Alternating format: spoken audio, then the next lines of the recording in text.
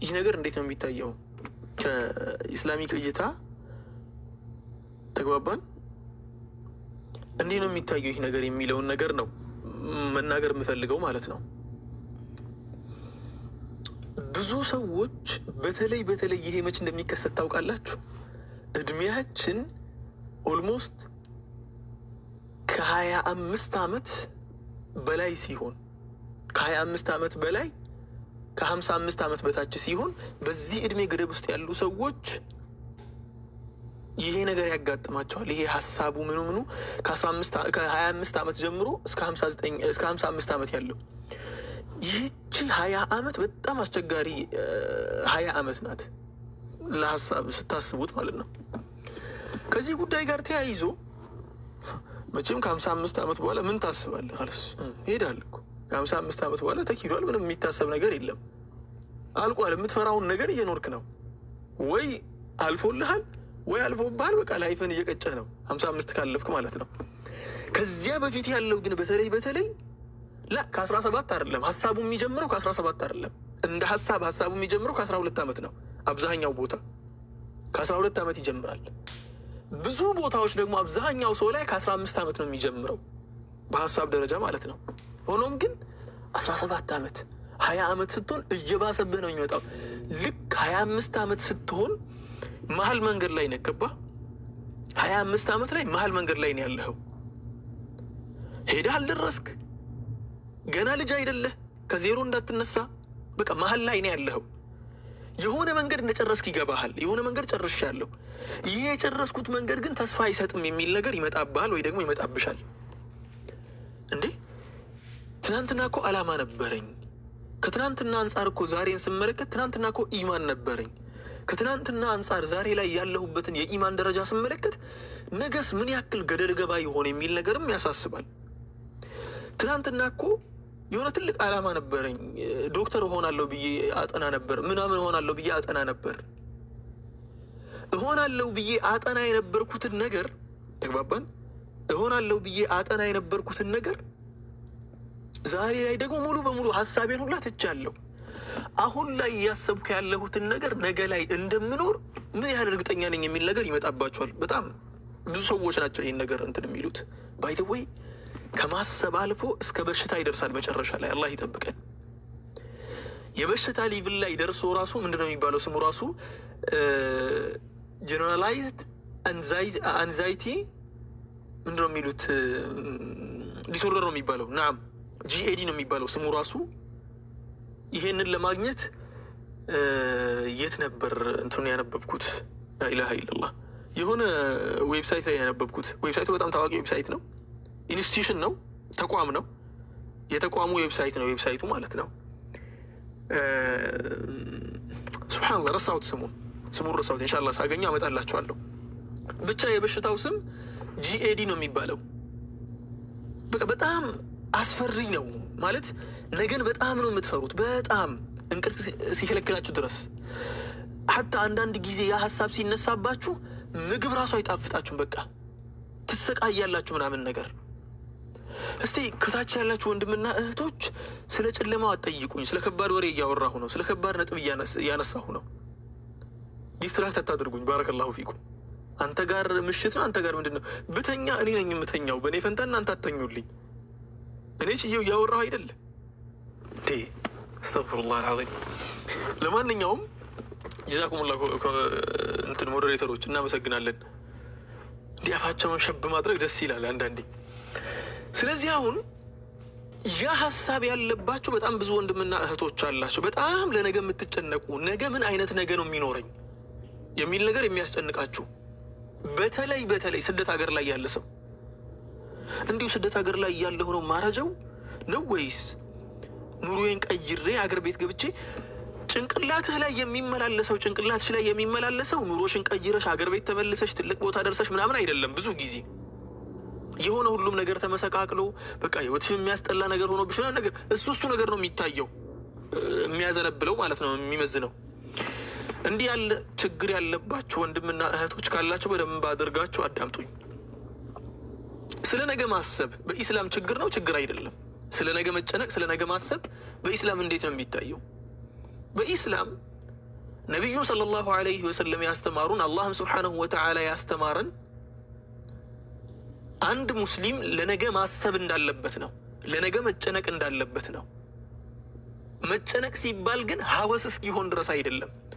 በሽታ እስኪሆነውና ምንም መስራት እስኪያቅተው አይደለም። ማሻአላህ ፊት ለፊት ያለው ልጅ ከመኪና የወጣው የፈለስጢን ኮፍያ ያድርጓል።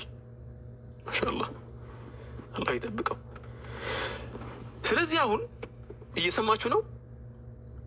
ይሄ ሀሳብ የሚባለው ለነገ መጨነቅ፣ ስለ ነገ ማሰብ የሚባለው ነገር በሁለት ነው የሚከፈለው። እሱ ሀሳቡ ራሱ በሁለት ነው የሚከፈለው። መሕሙድና መዝሙም ነው። አንደኛው የሚሞገስ ነው፣ በጣም ጥሩ የሆነ ለነገ መጨነቅ በጣም ጥሩ የሆነ ነው ይሄኛው። ሁለተኛው ደግሞ በጣም የተጠላ ነው። ጥሩ የሆነ የምላችሁ የትኛው ነው ሲባል ለዱንያውም ለአኺራውም ጉዳይ እንኳ ለዱንያውም ለአኺራውም ጉዳይ እናንተ ጋር ያለው መጨነቅ፣ እናንተ ጋር ያለው ማሰብ ለነገ መዘጋጀት ምክንያት የሚሆናችሁና የሚገፋፋችሁ ከሆነ ማሻአላህ የተመሰገነ ነው። ያ ተግባባን? የተመሰገነ ነው። ምክንያቱም ይህ ነገር ከስራ እጅ እግራችሁን አስሮ አይደለም ያስቀመጣችሁ ብሎ ነው ለስራ ነው ያነሳሳችሁ። እንዲሁም ጭራሽ ነገ ላይ እኮ ልወድቅ እችላለሁ፣ እንዳልወድቅ ምን ማድረግ አለብኝ? እንዲህ መሆን አለብኝ። ነገ ላይ እኮ እንዲህ ሊከሰትብኝ ይችላል፣ እንዲህ እንዳልሆን ምን ማድረግ አለብኝ? ይሄን ማድረግ አለብኝ። ነገ ላይ እኮ አላህ ፊት ቀርቤ ምንም መልካም ነገር ላይኖረኝ ይችላል፣ ምን ማድረግ አለብኝ? ዱዓ ማድረግ አለብኝ። ምን ማድረግ አለብኝ? መስገድ አለብኝ። ምን ማድረግ አለብኝ? ከወንጀል መራቅ አለብኝ።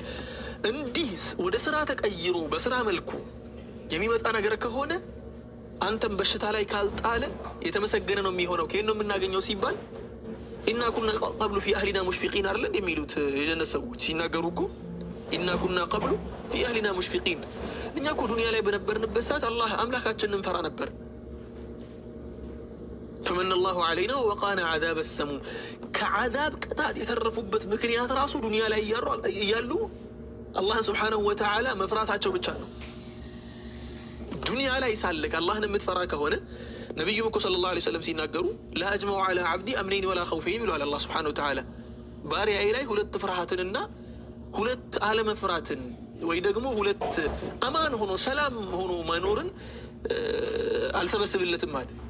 ዱንያ ላይ የኔን ቅጣት ምንም ሳይፈራ ዘና ፈታ ብሎ የኖረ ሰው አኺራ ላይ ሲመጣ በቅጣት ያስፈራዋል።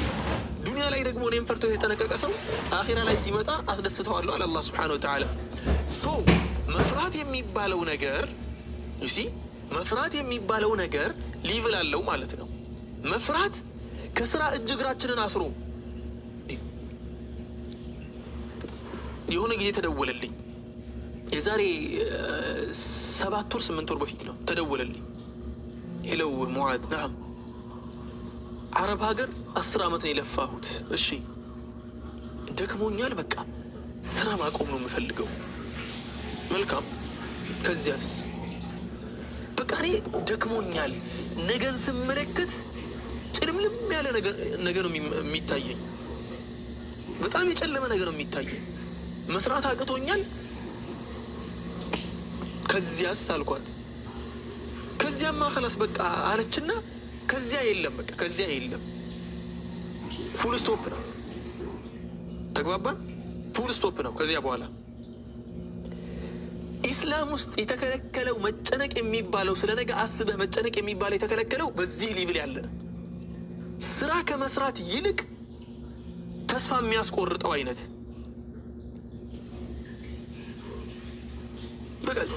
ከስራ የሚያስጠላችሁ እንዲያው ዝም ብዬ በተቀመጥኩ ምናምን የሚያስብለውን እንደዚያ ያለ መጨነቅና ማሰብ ይከለከላል በኢስላም። አላህ በቁርአን ላይ የተናገረውን ነገር ላምጣላችሁ። ስለዚህ አሁን መጨነቅ የሚባለው ነገር በስንት ይከፈላል ነው ያልኳችሁ? በሁለት ይከፈላል። አንደኛው መጨነቅ ጤናችሁን የማያሳጣችሁ ጤነኛ የሆነ መጨነቅ ነው የሚባለው። እሱ ራሱ ለነገ ማሰብ ማለት ነው። ቸለተኛ አለመሆን፣ ጠንቃቃ ሰው መሆን፣ ለነገ መዘጋጀት። ነገ ሳይመጣ ዛሬ ላይ ለነገ የሆነ ነገር ታስቀምጣለህ።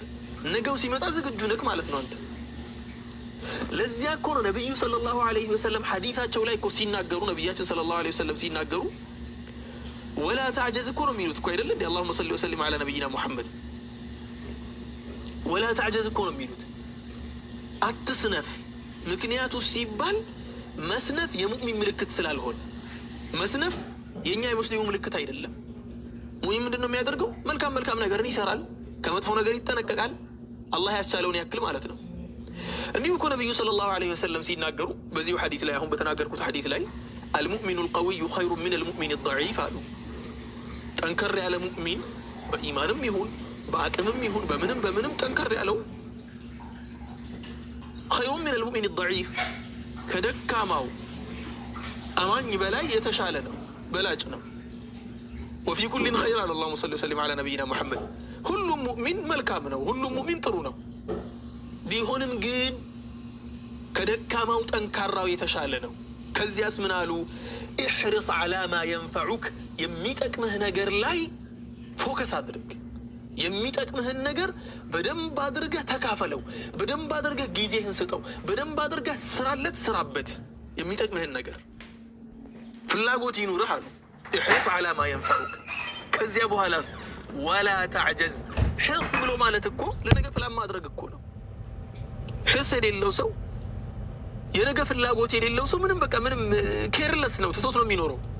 ያን ነገር ነቢዩ ሰለላሁ ዐለይሂ ወሰለም ሲቃወሙ ምን አሉ? ወላ ተዕጀዝ፣ አትስነፍ አሉ። ሰነፍ አትሁን። ስለዚህ በኢስላም መስነፍ፣ ቸለተኛ መሆን፣ ለነገ አለማሰብ፣ ነገሮችን ደንታው ነው ብሎ መተው ይወገዛል፣ ይከለከላል። በኢስላም የሚደገፍ ነገር አይደለም። ተግባባን? ስለዚህ አሁን ሁለት አይነት አካሄድ ነው ያለው። አንደኛ ይከለከላል፣ አንደኛ ይፈቀዳል። የሚፈቀደው የትኛው ነው? ወደ ስራ የሚያነሳሳህ ነው። የሚከለከለው ደግሞ ከስራ እንትን የሚያደርግህ ነው። ኦኬ፣ የመጀመሪያውን ጨረስን አይደል? ወደ ሁለተኛው እንምጣ። ወደ ሁለተኛው ፖይንት ስንመጣ ማለትም የመጀመሪያው ጤነኛ የሆነው መጨነቅ ወይ ደግሞ ጤነኛ የሆነው ማሰብ ነው። እሱ በጣም ጥሩ ነው ብያችኋለሁ። በሸሪዓውም ይደገፋል፣ ሰዋእን ለዲናዊ ጉዳይም ሆነ ለዱንያዊ ጉዳይም ሆነ። ወላኪን በበሽታ የተቀላቀለው መጨነቅ የሚባል አለ። ይሄ በጣም ከባድ ነው። ይሄኛውን በደንብ ስሙኝ፣ ያኛውን አይደለም። ይሄኛውን በደንብ ስሙኝ። ምክንያቱም ብዙ ሰዎች ዘንድ ያለው ይሄ ከበሽታ ጋር የተቀላቀለው መጨነቅ ነው። ከመጨነቃችሁ ብዛት ስራ የሚያስጠላችሁ በጣም ተሰንፋላችሁ፣ ያስጠላችኋል እየሰራችሁ ያላችሁት ስራ። ነገ የላችሁም።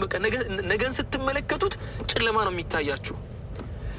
እንደዚያ አይነት ነገ ከአላህ ዘንድ የሚመጣላችሁ ነገ ሳይሆን ወይ ደግሞ አላህ እናንተ እንድታስቡት የሚያደርጋችሁ ነገር ሳይሆን ከሸይጣን ቃል የሚገባላችሁ ነገ ነው። ነገ የሚባለው በሁለት ነው የሚከፈለው ብያቸዋለሁ ቅድም። አንደኛው ነገ እሱ ስለፈራችሁ የምትሰሩለት ነው። ሁለተኛው ነገ ግን ጭልምልም ያለ ነው። ጭልምልም፣ ቀኝ ግራ የለው። ቀኝ ግራ ብትሉ ሁሉም ጭልም ያለ ነው። ልክ ባህር ላይ ሆኖ አንድ ሰው ባህር ላይ ሄዶ የሚያውቅ ሰው ያውቀዋል። ባህር ላይ ሆኖ ጨለማ ሲሆን መግቢያ የለ፣ መውጫ የለ። የሆነ በአይን እንኳን አይናችሁ የሚያርፍበት ነገር እኮ የለም ከከዋክብት ውጪ። ከዋክብት ደግሞ ርቀቷን አስቡት ምን ያህል ከኛ እንደሚርቅ። እንደዚያ አይነት ዓለም ውስጥ እየኖራችሁ ከሆነ በደንብ አድርጋችሁ ስሙ የአላህን ቃል። እንዲህ ያሉ ሰዎችን አላህ ምን ይላል መሰላችሁ? አሸይጣኑ የዒዱኩሙል ፈቅረ ወየእሙሩኩም ቢልፈሕሻ። ሹፍ፣ አሸይጣኑ የዒዱኩሙል ፈቅረ ወየእሙሩኩም ቢልፈሕሻ ወላሁ የዒዱኩም መግፊረተን ሚንሁ ወፈድላ ወላሁ ዋሲዑን ዓሊም። ይሄ አያ በተንተን አድርገን አስፍተን ነው ስንመለከት መጨነቅ የሚባለው ነገር ራሱ ምን እንደሆነ እንረዳዋለን። ከኢስላም እይታ አንጻር እንዴት መታየት እንዳለበት። አሸይጣኑ አለ አላህ ስብሓነሁ ወተዓላ፣ ሸይጣን እኮ የዒዱኩሙል ፈቅረ ድህነትን ነው ቃል የሚገባላችሁ። ኧረ ብርህንማ አትስጥ፣ ከሰጠህ እኮ ነገ ምን ልትበላ ነው? አንተ እኮ በቃ ብር አይሰበሰብልህም፣ ዝም ብለህ ትሰራለህ እንጂ ሰው አትሆንም። አንቺ እኮ ልጅ የሚባል ነገር አታገኝም፣ ትዳር አትመሰርችም። እንዲህ እያለ ይወሰውሳችኋል። አሸይጣኑ የዒዱኩሙል ፈቅረ ያዕኒ የዒዱኩሙል ነቅስ ማለት ነው። አልፈቅረ ብሎ ማለት ድህነትን ነው ቃል የሚገባላችሁ ሸይጣን። ድህነትን ቃል ሲገባል ድህነት ብቻ አይደለም ባይደወይ፣ ድህነትን፣ ውድቀትን፣ ስኬትን ማጣትን፣ በቃ የሆነ የእናንተን ህይወት ጭልምልም የሚያደርግን ነገር ነው ሸይጣን ቃል የሚገባላችሁ። ሁሌ እየመጣ ቃል ይገባልሃል። ይሄን ሁላ ዓመት ለፍተክ ምናምን ይልሃል። ይሄን ሁላ ዓመት ለፍተክ ያልቀየርከውን ነገር ዛሬ እንትን ብለህ ልትቀይረው ያምርሃል እንዴ ምናምን ትባላለህ። ተግባባን? ይሄን ሁሉ ዓመት ለፍተህ ያልተቀየረ ህይወት ዛሬ ሊቀየር የለም። ይሄ አታስብና ይሄን የሚያደርገው ማን ነው? ረብል ዒዘት ወልጀላል ነገር አሸይጣኑ የዒዱኩሙል ፈቅራ። ስለዚህ እንዲህ ያለ ተስፋ የሚያስቆርጥ ተግባባን? እንዲህ ያለ ተስፋ የሚያስቆርጥ በቃ የሆነ ህይወታችሁን እስታክ አድርጎ እንዲያቆም የሚያደርጋችሁን ሐሳብ የሚያመጣላችሁ ማን ነው ብላችሁ ስትመለሱ ሙሉ በሙሉ ሸይጣን ነው። ተግባባን? ከዚያ አያውኮላለቅም። ገና በደንብ አድርጋችሁ ስሙ። አሸይጣኑ የዒዱኩሙል ፈቅራ፣ ድህነትን ቃል ይገባላችኋል። ለአንተማ ድህነት ነው ያለልክ። አንተማ ፊት ለፊት ያለው ነገር በአጠቃላይ ጭልምልም ያለሆነ ይነግርህና ድካም ይፈጥርብሃል። ሰው ደግሞ በተዳከመ ሰዓት በደንብ አድርጋችሁ ስሙ። በተዳከመ ሰዓት አቅም አጣሁ ብሎ ባሰበ ሰዓት የሆነ የሚኖርለት ዓላማ እየጠፋ ሲመጣ በደንብ አድርጋችሁ ስሙ። ይሄን ፖይንት የሚኖርለት ዓላማ እየጠፋበት ሲመጣ ምን ማድረግ ይጀምራል? ባክ የራሱ ጉዳይ ይልና ሁሉም ነገር ውስጥ ይገባል። ወያእሙሩኩም ቢልፈሕሻኢ አለ። ትላልቅ ወንጀሎችን ግልጽ የሆኑ ወንጀሎችን እንድትሰሩ ያዛችኋል። ፋይሉን ዘግቶታል። መጀመሪያ ድክምክም አድርጓችኋል። ተስፋ አሳጥቷችኋል። በቃ እናንተ የምትኖሩለትን ዓላማ በአጠቃላይ ጠቅልለው ካነሳው በኋላ ዓላማ የላችሁም አይደል? ነዓም፣ ያለ ዓላማ ነው የሚኖሩ ከዚያ በኋላ። ተግባባን? መጀመሪያ ዓላማ ነው የሚነሳ። ፊውቸር የሚባል ነገር ያበላሽብሃል። እያሰብከው የምትኖርለት ነገ ከሌለክ ለነገ ማትኖር ከሆነ አንደኛ ዛሬን አታጣጥምን። ዛሬ እየኖርክ ያለኸውን ነገር አብዛኞቻችን ስለ ነገ እያሰብን አላያችሁም? እንደዚህ አይነት ህይወት እናንተ ሳልደረሰባችሁ ስለ ነገ እያሰባችሁ ዛሬውን እየኖራችሁ አይደለም። የዛሬው ደስታ እንኳን ችግር ሆኖ ነው የሚታያችሁ። የሆነ ዛሬ ያላችሁ ሰላም እንኳን ምን ይመስላችኋል? የሆነ ምንድነው የሚባለው ይሄ ወጥመድ ውስጥ እናንተን ለማስገባት የተዘጋጀ ሰላም ነው የሚመስላችሁ። ምክንያቱ ሲባል ሸይጣን በቃ በጣም ትልቅ ነገር ሸርቦብናል። ውስጣችን ትልቅ ነገር ዘርግቷል። ትልቅ ሊንክ ማለት ነው። ያ የተዘረጋው ሊንክ የምንድነው? የድህነት ሊንክ ነው። የምንድነው? ተስፋ የመቁረጥ ሊንክ ነው። የምንድነው? ሙሉ በሙሉ በቃ ተስፋ የማጣት የጨለማ ሊንክ ነው። የጨለመበት ሰው ደግሞ ነገው የጨለመበት ሰው ደግሞ ዛሬውን መኖር አይችልም። ዛሬውን ያበላሸዋል። ችግር የለበትም ዛሬ ምንም ነገር ቢፈጠር ባይደወይ ይሄን ነገር የኖሩት ወንድሞችና እህቶች ያውቁታል። የሆነ ታይም ላይ ነገ የለኝም ብለህ ሙሉ በሙሉ ካሰብክ፣ ነገ የሚባለው ነገር የለኝም ብለህ ካሰብክ፣ ተስፋ ቢስ ከሆንክ ምንም ነገር ታደርጋለህ። ምንም ነገር። ለዚያ ነው ወያእሙሩኩም ቢልፈሕሻኢ ያለው። አንድ የተስፋ ያጣ ሰው በጣም ደካማ ነው። ደካማ ከሆነ ደግሞ ማንም ካዘዘ ይታዘዝለታል። ለዚያ እኮ ነው ሰው በደከመበት ሰዓት ሱስ የሚጀምረው። ተግባባን? መጠጥ የሚጀምረው ሲደከም ነው። ሐሺሽ የሚጀምረው ሲደከም ነው። ሲጋራ ውስጥ የሚገባው ሲደከም ነው። ቅሚያ ውስጥ የሚገባው ሲደከም ነው። በቃ የሆነ ስትረስ ውስጥ ነኝ ምናምን ነኝ፣ ጥናቱ በዛብኝ፣ ስራ በዛብኝ ምናምን ይባላል። የሆነ ድካም ነገር ፊል ስናደርግ ሌላ ኃይል እንፈልጋለን የሚለው ነገር ሲሰማን ነው። ኃይሉን ፍለጋ ነው የድካማችን መነሻ የሚሆኑትን፣ ወደፊት ደግሞ የድካማችን መነሻ ሊሆኑልን የተዘጋጁትን ነገሮችን ዘለን የምንገባበት